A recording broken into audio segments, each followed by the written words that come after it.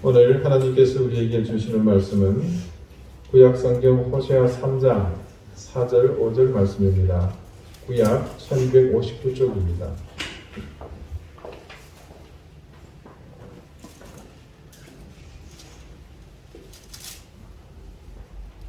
호세아 3장 4절 5절 말씀을 제가 읽겠습니다. 게다가 제자리에서 일어나 하나님의 말씀을 경청하십시오.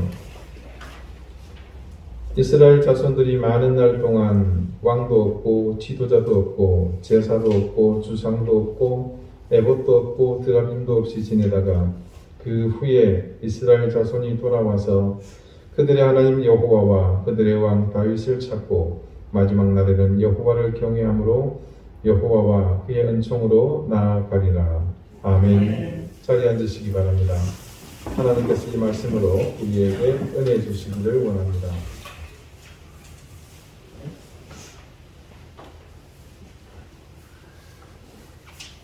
앞서 2주간 우리가 하나님의 맹목적일 정도의 일방적인 사랑에 대해서 깨닫게 되면서 알게 된 중요한 사실이 있습니다.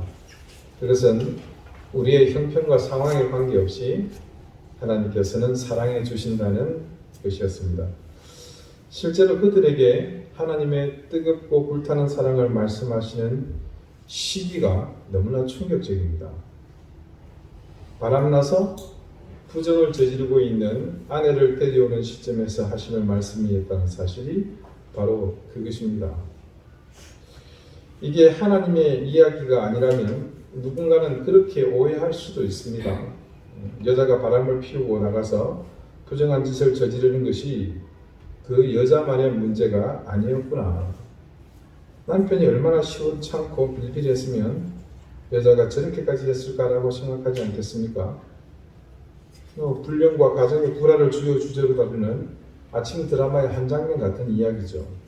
그러나 우리가 모두 알고 있듯이 하나님의 이 사랑 이야기는 아침 드라마와는 전혀 다른 주제입니다. 자, 바로 앞주 지난주 말씀의 결론 부분을 다시 보겠습니다. 원고의 내용을 제가 그대로 읽어드릴게요. 여러분을 하나님께 나아가지 못하게 하는 가장 큰 한계가 여러분에게는 무엇입니까? 그것은 우리의 유한함 때문에 매 순간 반복하는 자기 실패와 더불어 죄와 불타는 삶을 벗어버리지 못하여 늘상 우리를 휘감은 더러운 욕망입니다. 하나님의 사랑이 위대한 것은 바로 이런 우리의 실패와 더러운 욕망이 이끌리는 삶을 모두 수용하시고 받아주시는 것에서 시작한다는 사실입니다. 회복불능의 이스라엘을 보시고 하나님께서 대가를 지불하시고 다시 불러 아내로 삼으시듯 실패와 절망의 일상인 우리를 당신의 아내로 삼으시기 위해 우리 영혼을 구원하시기 위해 십자가 위에서 피 흘리심으로 매 순간 반복하여 나타나는 우리의 죄가를 도말하시는 하나님의 희생과 자기 비하가 늘 우리와 함께함을 잊지 마십시오. 다시 들어도 감동적이지 않습니까? 하나님께서 우리를 사랑하신다는 것은 바로 이런 의미입니다. 그런데 여러분, 이때 우리가 할 수 있는 것은 아무것도 없다고 제가 말씀드렸죠. 이 모든 것은 그냥 하나님께서 일방적으로 당신의 의지대로 하시는 것입니다. 그래서 우리는 그 자리에 그냥 가만 서 있기만 하면 됩니다. 자, 그렇다면 이 말씀을 듣는 순간 이런 의문이 제기될 수 있습니다. 야, 그러면 이제부터 아무것도 안 해도 되겠구나. 아싸라비아. 그냥 앉아서 입만 벌리면 되는구나. 지난주 또 그 앞주 모두 말씀에서 반복하여 마음이 와닿는 가장 강력한 메시지가 단지 여러분 이거였다면, 그래서 여러분의 생각이 그 수준에 머물러 있다면 그 생각에 수정을 가하셔야 합니다. 결론부터 말씀드리면 가만히 앉아 있기만 하면 안 됩니다. 큰일 납니다. 망가집니다. 인생 조짐입니다. 오늘 본문의 말씀을 한번 천천히 읽어보실까요? 자, 그러기에 앞서 지난주 본문 1절부터 천천히 한번 읽어보겠습니다. 여호와께서 내게 이르시되 이스라엘 자손이 다른 신을 섬기고 건포도 과자를 즐길지라도 여호와가 그들을 사랑하나니 너는 또 가서 타인의 사랑을 받아 음녀가 된 그 여자를 사랑하라 하시기로 내가 은 15개와 보리 한 호멜 반으로 나를 위하여 그를 사고 그에게 이르기를 너는 많은 날 동안 나와 함께 지내고 음행하지 말며 다른 남자를 따르지 말라. 나도 내게 그리하리라 하였노라. 자, 여기까지만 떼놓고 보면 너무나 감동적이지 않습니까? 그런데 그 다음 4절에서는 전혀 다른 이야기를 합니다. 이스라엘 자손들이 많은 날 동안 왕도 없고 지도자도 없고 제사도 없고 주상도 없고 에봇도 없고 드라빔도 없이 지내다가 자, 이 말씀을 듣고 보니 전부 뭐가 없다는 얘기밖에 없잖아요. 여기서 왕이나 지도자가 없는 것은 이해가 되는데 제사, 주상, 에봇, 드라빔이 없다는 것은 조금 난해한 부분입니다. 그래서 공동 번역본에 있는 이 본문을 제가 찾아봤습니다. 이스라엘 백성도 그처럼 오랫동안 왕도 대신도 없고 희생 제물도 석상도 없으며 에봇도 수호신도 없이 지낼 것이라. 이 번역을 보니까 좀 더 이해가 쉬우시죠? 그래서 제가 유진 피터슨의 메시지 성경을 다시 찾아봤습니다. 그는 이렇게 번역합니다. 이스라엘 백성은 오랜 시간을 안전과 보호 없이 종교와 위로 없이 경건과 기도 없이 살게 될 것이다. 여러분 주상이니 에봇이니 드라빔이니 하는 용어가 낯설게 느껴져서 그렇지 내용은 유진 피터슨이 말하는 것처럼 자신들을 지켜주고 보호해 줄 것들이 한동안 모두 사라지고 없을 것이라는 뜻입니다. 자, 그리고 그런 세월이 지나고 난 뒤 비로소 5절입니다. 그 후에 이스라엘 자손이 돌아와서 그들의 하나님 여호와와 그들의 왕 다윗을 찾고 마지막 날에는 여호와를 경외함으로 여호와와 그의 은총으로 나아가리라. 공동번역본 볼게요. 그런 뒤에야 이스라엘 백성은 다시 저희 하나님인 야훼를 찾고 저희 왕 다윗도 찾아오게 되리라. 먼 훗날 그때가 되면 이스라엘은 벅찬 마음으로 야훼께 돌아와 온갖 좋은 것을 다 받으리라. 메시지 성경입니다. 그러나 때가 되면 그들은 돌아올 것이다. 이 이스라엘 백성은 그들의 하나님과 그들의 다윗왕을 찾아서 돌아올 것이다. 연단받은 그들이 돌아와서 하나님을 경외하며 살 것이다. 그분이 주시는 온갖 좋은 선물을 받아 누리면서 그분의 사랑 이야기의 결말을 맞을 준비를 할 것이다.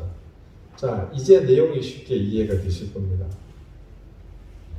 하나님께서 일방적으로 말도 안 되는 희생을 넘어서는 엄청난 사랑을 주시는 것은 변함이 없습니다. 그런데 말입니다.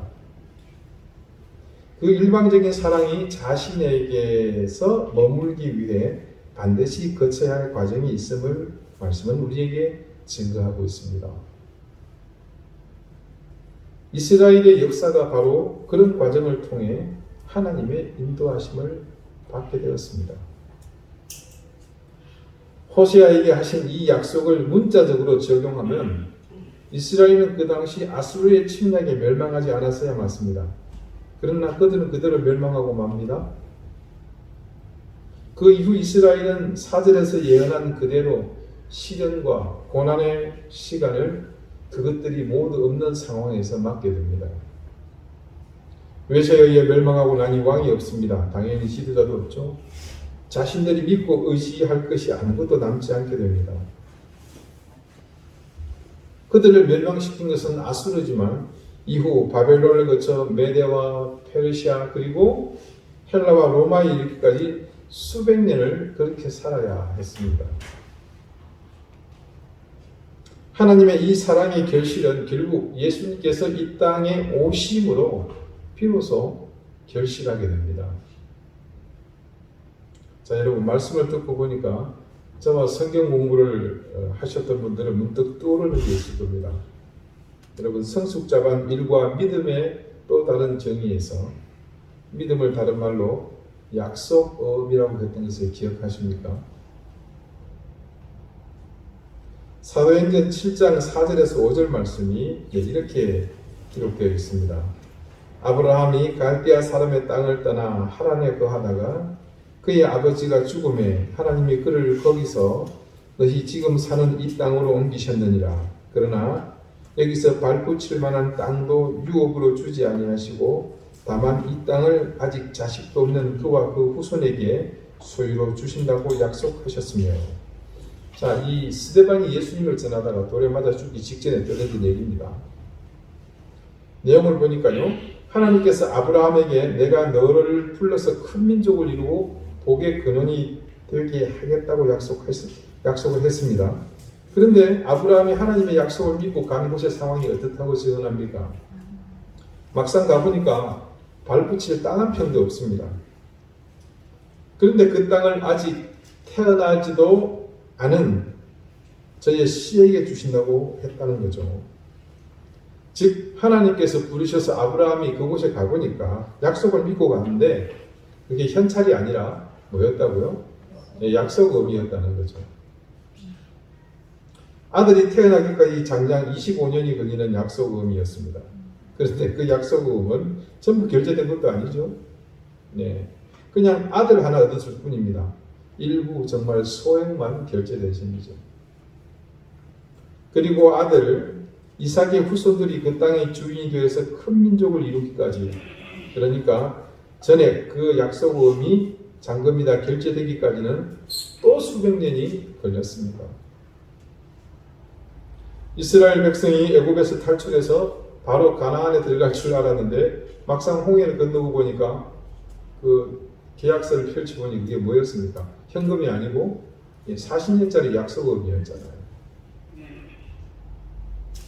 구약의 수많은 선지자가 메시아의 도래를 예언했습니다. 그런데 그 메시아는 마지막 선지자 말라기의 예언 이후 400년이 지난 후에야 결제됩니다. 주님을 믿는 우리는 늘 주님께 현금을 요구합니다. 그런데 주님은 그런 요구를 하는 우리에게 대부분 현금이 아닌 약속음을 주십니다. 지금 당장 응답해 달라고 기도하지만 하나님은 절대 그 자리에서 바로 응답하시지 않습니다. 왜 우리에게 약속음만을 이렇게 주실까요? 기억하십니까? 현금 거래와 약속음으로 거래하는 차이에 대해서요. 현금 거래는 단순합니다. 일회성이고 그치지만 약속음은 어떻습니까? 그 거래가 그 기간만큼 지속되죠. 자, 내가 마트의 주인입니다. 편의점 같은 곳에 누가 현금을 들고 와서 이걸 사고자 하면 그냥 줍니다. 그럼 거래죠. 자, 직접 돈을 가지고 카드를 들고 와서 그 물건을 사는 사람에게 야, 너는 생긴 게 좀 내가 불만스러우니까 안 돼. 너는 평판이 나빠서 안 돼. 그렇게 하는 사람 없죠. 그냥 현금 거래, 카드로 결제하는 것을 그리고 끝입니다. 원하는 거 주고 받고 끝이죠. 반면에 누가 와서 내 물건을 약속음을 넣고 이 물건을 파시죠 한다면 어떤 경우에 그 약속음을 받고 거래합니까? 그때는 당연히 신뢰가 필요합니다. 이놈의 약속음 해놓고는 튀어버리면 그만이잖아요. 요즘 비행편도 좋은데 세계 각지를 날아가서 숨어버리는 방법이 없죠. 하나님이 우리와 맺기 원하시는 것은 거래를 하는 것처럼 현금 거래, 카드 결제하는 것처럼 단번에 끝나고 마는 관계가 아니라 신뢰의 관계입니다. 그래서 하나님은 앞으로도 계속 우리에게 약속음을 주실 겁니다. 이 사실을 깨닫지 못하면 우리의 조급함 때문에 늘 하나님을 오해하게 됩니다. 그러나 하나님의 모든 말씀이 약속음이라는 그런 믿음을 가진 사람에게는 이 성경책이 송두린 채 뭡니까? 약속음 다발인셈입니다. 그 약속음은 이제껏 한 번도 부도가 난 적이 없습니다. 날 수가 없습니다. 세상의 유가증권은 아무리 많이 갖고 있어도 순간에 무효가 될 위험이 있습니다. 심지어 그것 때문에 내 인생을 망치는 경우도 있습니다. 그런데 하나님이 주시는 것은 다릅니다. 이것이 약속어음인 것을 아는 사람들은 이 약속어음을 자식에게 유산으로 물려줍니다. 그러면 이 어음은 자손 대대로 정해진 기일이 될 때마다 결제됩니다. 여러분은 믿음을 왜 약속어음이라고 이렇게 또 다르게 정의했는지 잘 아실 겁니다. 그래서 우리가 하나님을 향한 신앙에는 반드시 기다림이 수반됩니다. 그 기다림은 막연한 시간적 의미보다는 하나님의 뜻이 성취되는 것에 대한 인간의 부족한 지혜로 인해 생기는 갭이라고 보는 것이 타당할 겁니다. 선지자 하박국이 이런 말을 했습니다. 자기 생각과 지혜로는 도저히 이해되지 않는 하나님의 역사를 보고서 그가 한 말입니다. 이 묵시는 정한 때가 있나니 그 종말이 속히 이르겠고 결코 거짓되지 아니하리라. 비록 더딜지라도 기다리라. 지체되지 않고 반드시 응하리라. 내가 약속어음을 받았다면 그 만기일이 될 때까지 결제일까지 기다려야 합니다. 한 달짜리 약속어음을 받고 그 다음날 결제하라고 하는 사람은 없습니다. 그저 약속 기한이 될 때까지 느긋하게 기다리는 겁니다. 그러나 하나님의 약속어음이 결제되기를 믿고 기다린다는 것은 아무것도 하지 않고 그저 손가락 빨면서 하늘만 쳐다보고 무의미하게 기다린다는 말이 아닙니다. 하나님의 약속어음을 믿는 사람들의 기다림은 그 결제일이 도래할 때에 결제되는 것을 누리기에 합당한 사람으로 하나님에 의해서 새롭게 빚어져 가는 것입니다. 그러므로 하나님께서는 우리를 기다리게 하십니다. 시편 66편에 보면 하나님이여 주께서 우리를 시험하시되 우리를 단련하시기를 은을 단련함 같이 하셨으며 라고 증거합니다. 무슨 말이겠습니까? 순은을 뽑아내기 위해서는 뜨거운 불에 녹여서 단련을 하는 겁니다. 그처럼 하나님께서도 우리를 단련하실 때 우리의 인격과 자존심을 모두 해체시키십니다. 그리고 그 속에 박혀있는 불순물을 뽑아내시죠. 여러분, 우리 지난달 욥기를 새벽 말씀을 계속 봤습니다만 그때 중요한 고백이 있었지 않습니까? 그러나 내가 가는 길을 그가 아시나니 그가 나를 단련하신 후에는 내가 순금같이 되어 나오리라. 정금같이 되어 나오리라. 주님은 때로 우리를 그물에 가두십니다. 우리를 끌어 그물에 들게 하시며 어려운 짐을 우리 허리에 두셨으며 여러분 고기 잡는 그물을 던지면 그 그물코의 사이즈보다 큰 고기는 다 걸리죠. 하나님께서 우리를 그렇게 그물 속에 들어오게 하신다는 겁니다. 우리 보고 그 그물코에서 빠져나가라고 하세요. 어떻게 해요? 우리의 사이즈를 줄여야 되는 겁니다. 그러기 위해서 우리 스스로 다이어트를 할 수밖에 없습니다. 내 욕심, 허황한 욕심들, 바람들, 이기심, 다른 여탈한 증오심들 다 몸에서 빼내야 합니다. 그렇게 감량한 후에 사이즈가 축소된 다음에 그물에서 빠져나갈 수 있는 겁니다. 왜 하나님은 우리 허리에 어려운 짐을 둔다고 말씀하시는 걸까요? 여러분, 막노동하면서 하루하루 벌어 그렇게 가족을 부양하는 가장이 바람핀다는 얘기 들어보신 분 있습니까? 예, 저기 동무시장에서 딱새우 파시는 아주머니가 춤바람 났다는 얘기 여러분 들어보신 적이 없을 겁니다. 되게 시간 많고 여유 있는 사람들이 잘못을 저지릅니다. 하나님께서 때로 우리의 허리에 짐을 기울게 하시는 이유, 그것은 내게 맡기신 소명의 삶에만 충실하도록 그렇게 하시는 겁니다. 그런 다음 사람들이 우리 머리 위로 타고 가게 하셨나이다. 우리가 물과 불을 통행하였더니 주께서 우리를 끌어내사 풍부한 곳에 들이셨나이다. 내 머리 위를 사람들이 타고 간다? 내 명예가 짓밟히는 것을 의미합니다. 내 인격이 짓밟히는 거죠. 그때 우리는 뭘 한다? 고개를 들어 하나님을 우러러 보는 겁니다. 그거 말고는 다른 것이 할 것이 없습니다. 물과 불을 통행한다. 때로는 뜨겁고 때로는 춥습니다. 그러나 그 과정을 거치면서 비로소 우리는 깨끗하고 정결해집니다. 그리고 그 다음이 중요합니다.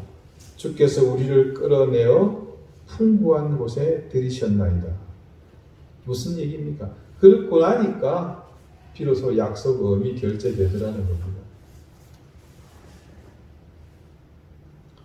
그 이전에 약속음이 결제되면 그 인생은 망치게 됩니다. 서두에 말씀드린 대로 가만히 있으면 인생이 망가지는 또 망치는 이유가 바로 여기에 있습니다. 그래서 하나님께서는 우리로 하여금 반드시 기다리게 하시고 기다리는 동안에 우리의 체질을 바꾸시고 우리의 삶의 패턴도 새롭게 바꿔주십니다. 자, 호시아에게 하나님께서 이 말씀을 선포하실 때의 상황으로 다시 돌아가 봅시다. 지금 이방 종교에 물들어 가정도 팽개치고 나가서 음행하는 것이 습관처럼 몸에 밴 이스라엘에게 당장에 하나님께서 일방적인 이 은혜를 무작정 베풀었다고 생각해 보십시오. 그들을 회복하고 바로 세우기도 전에 이들은 아마 더 깊은 나락으로 떨어질 것입니다. 그것은 불보듯이 훤한 일입니다. 하박국은 하나님의 약속에 대해서 그래서 이렇게 얘기합니다. 이 묵시는 정한 때가 있나니 그 종말이 속히 이르겠고 결코 거짓되지 아니하리라. 비록 더딜지라도 기다리라. 지체되지 않고 반드시 응하리라. 하나님의 약속음은 그분의 때가 되면 반드시 결제됩니다. 기다리면 됩니다. 그것을 기다리는 동안 우리는 새롭게 빚어집니다. 이스라엘 자손들이 많은 날 동안 왕도 없고 지도자도 없고 제사도 없고 주상도 없고 에봇도 없고 드라빔도 없이 지내다가 지금 이들이 지내야 할 시간, 왕도 없고 지도자도 없고 제사도 없고 주상도 없고 에봇도 없고 드라빔도 없이 지내야 하는 시간이 바로 어떤 시간이라는 말입니까? 약속의 결제 기한을 기다리는 시간인 겁니다. 그 시간이 결코 행복하고 마냥 편한 시간은 결코 아닙니다. 이스라엘의 역사가 증명하듯 그들은 그 약속음이 결제되기를 기다리는 동안 인류의 역사가 기억하는 험난한 세월을 보내야 했습니다. 아수르의 침공에 의해 바벨론의 침공을 받아 성이 무너지고 성전이 유린당하는 일을 겪어야 했습니다. 백성들은 어떻게 되었습니까? 모두 다 포로가 되어서 설사줄로 두 손 꽁꽁 묶인 채로 뒤돌아보고 또 돌아보고 맨발로 절매절며 그렇게 끌려가지 않습니까? 수천 킬로 떨어진 이방 땅으로 그들은 끌려갑니다. 나라 잃은 소름 속에서 흩어져 지내다가 다시 돌아왔지만 이내 그 땅은 헬라에 분열된 강대국들이 각축을 벌이는 전쟁터가 됩니다. 그들은 그 탐바구니에서 죽을 고생합니다. 문화도 뺏기고 종교도 뺏기고 모든 의식이 다 그들의 소유 안으로 들어가고 맙니다. 그리고 다시 로마가 지배함으로 그들의 기다림은 점점을 찍게 되었고 마침내 그 땅에 어음의 결제 기일이 도래하게 되었습니다. 그 후에 이스라엘 자손이 돌아와서 그들의 하나님 여호와와 그들의 왕 다윗을 찾고 마지막 날에는 여호와를 경외함으로 여호와와 그의 은총으로 나가리라. 오늘 본문 5절에서 말하는 그 후에가 바로 그날 호시아를 통해 약속하신 약속음의 결제일입니다. 하나님의 끔찍하고도 일방적인 그 사랑은 그냥 그들에게 무작정 부어지는 것이 아니었습니다. 이스라엘이 그 사랑을 받아 누릴 수 있는 상태가 되어서 그 사랑이 그들 가운데 더욱 극대화되는 시점에 이루어지게 되었습니다. 그래서 우리는 또다시 말할 수 있습니다. 그리고 그것을 신뢰하게 됩니다. 지금처럼 사방이 온통 둘러싸여 내일을 알 수 없는 이 참담한 시간 속에서 우리는 말도 안 되는 사랑으로 이스라엘을 향하시는 하나님의 사랑을 더 절실히 배워야 할 이유를 깨닫게 된다고 말입니다. 우리가 믿음 안에 있으면서 피할 수 없는 이 진퇴양난의 상황은 결코 우리가 나락으로 떨어지는 길이 아니라 바로 이 약속의 시간을 향한 또한 과정이라는 것을 깨닫게 됩니다. 여러분, 일본의 여류 크리스찬 작가인 미우라 아야코 여사의 병들지 않으면이라는 시를 기억하십니까? 제가 2번 정도 설교 때 소개했던 것 같은데요. 그녀는 40년 가까운 세월을 투병을 했습니다. 그 가운데에서 그녀가 하나님을 향해 고백하듯 지은 시입니다. 병들지 않으면 들으지 못할 기도가 있습니다. 병들지 않으면 듣지 못할 말씀이 있습니다. 병들지 않으면 다가가지 못할 성소가 있습니다. 병들지 않으면 우러러보지 못할 거룩한 얼굴이 있습니다. 아, 병들지 않으면 나는 사람일 수조차 없습니다. 그녀가 이 시를 통해 이렇게 고백합니다. 질병으로 내가 잃은 것은 건강뿐입니다. 대신 나는 신앙과 생명을 얻었습니다. 그렇게 그녀는 그 시련의 세월을 통해 자신에게 결제된 약속을 받았습니다. 세상은 건강을 잃으면 모든 것을 다 잃는다고 말하죠. 그건 내세에 대한 확신이 없는 사람들의 이야기일 뿐입니다. 우리가 이 땅에 생에 목숨을 걸 이유가 있다면 그 이유를 분명하게 성경 말씀 속에서 찾아야 할 것입니다. 그러나 성경 말씀 어디에도 우리가 이 땅의 생에 목숨을 걸어야 할 명분이 있다고 하나님은 말씀하시지 않습니다. 그러므로 그녀는 세상의 기준에서 보면 모든 것을 잃었지만 하나님 안에서는 결코 잃은 것이 없습니다. 대신 그 고난의 시간을 통해 그녀는 하나님 안에서 빚어지는 놀라운 경험을 했고, 그리고 그녀는 하나님의 약속음이 결제되는 은총을 맛보았습니다. 사랑하는 우리 교우 여러분, 우리는 하나님의 은혜와 복에 목말라 합니다. 그것을 달라고 무던히 기도하고 또 매달립니다. 하지만 우리가 만나는 하나님은 응답하시는 하나님보다 늘 침묵하시는 하나님이십니다. 응답이 없다고 실망하지 마십시오. 그분이 혹시 기억하지 못할까 염려하지 마십시오. 내게 주실 사랑이 축이 난 것은, 사라진 것은 아닐까 걱정하지 마십시오. 하나님은 기억하십니다. 하나님의 사랑은 결코 소멸하지도 않으며 축나지도 않습니다. 그분의 때가 되면 반드시 그것을 구하고 기다리는 자에게 부어주십니다. 우리에게 필요한 것은 그것을 믿고 믿음으로 기다리는 것입니다. 그리고 그 기다림을 통해 하나님이 우리를 그 응답에 합당한 사람으로 만들어 주심을 또한 믿는 것입니다. 그 과정이 우리의 생각이나 기대와 다를 수 있습니다.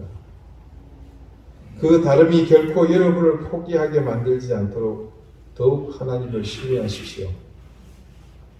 그 과정이 질병이나 경제적인 어려움으로 다가올 수 있습니다. 여러분은 그런 과정 속에서 예전에 경험해보지 못했던 엄청난 상실을 경험해야 할 수도 있습니다. 그러나 그때의 상실은 하나님이 이후에 주실 은혜와 결코 비교할 수 없는 것임을 또한 믿으십시오. 우리가 감히 상상할 수 없는 엄청난 약속음을 준비하고 계신 하나님이 그 상실을 수백, 수천 번, 아니 수백, 수천 배 채우실 응답으로 여러분에게 채워주실 것입니다. 질병으로 고통받고 계신 분, 경제적으로 힘든 시기를 보내고 계신 분, 그 외에 다양한 모습으로 지금 고난의 터널을 지나고 계신 모든 교우 여러분, 기대하셔도 좋습니다.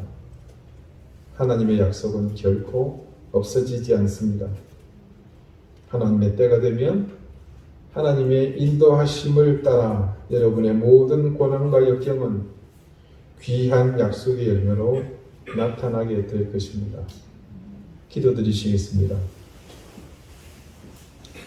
우리를 향한 하나님의 크고 놀라운 사랑은 우리가 원하는 지금 당장이 아닌 하나님이 예정하신 그때, 우리가 바라는 시각이 아니라 그 후에 이루어짐을 깨닫게 하셔서 감사합니다.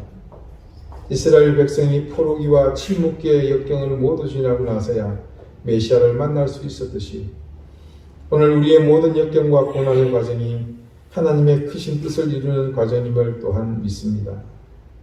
막연한 기다림이 아니라 우리가 하나님의 약속이 실현되는 그때를 향해 겸비함으로 기다리며 하나님의 세심하신 손길에 빚어져감을 믿으며 오늘 우리 앞에 다가오는 모든 순간에 감사하게 해주십시오.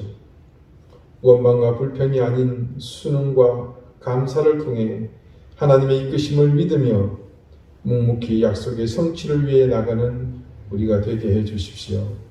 예수 그리스도 이름으로 기도드립니다. 아멘.